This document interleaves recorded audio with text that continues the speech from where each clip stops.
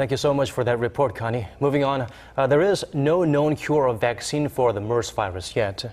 That's right, but health authorities in Korea are crossing fingers for an experimental treatment. The results? Well, only time will tell. Shin Se has this report.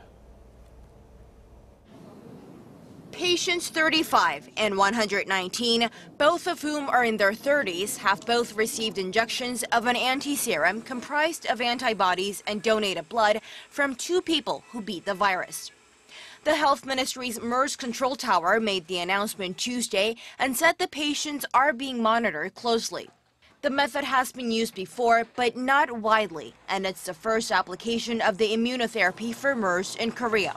Scientists believe that the amount of antibodies in the blood of the survivor is greater than in others, leading to the use of this kind of immunotherapy for MERS.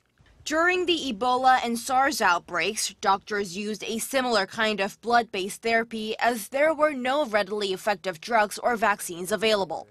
And this is still used for new types of viruses with no cure, in this case, MERS. Experts say there haven't been enough previous clinical trials for plasma transfusions of the virus, so they are skeptical about whether it will actually work.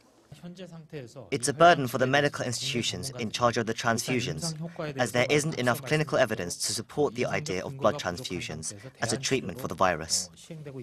Questions about the treatment's effectiveness have also arisen because it was given to patients who were already past the early stages of infection. Normally, plasma transfusions are more effective when they're given right after a patient has contracted an infection, but the medical authorities wanted to find the best candidates for the treatment. So far, the patients in question haven't shown much improvement, but everyone's fingers are crossed that therapy will work. Shin Se, Arirang News.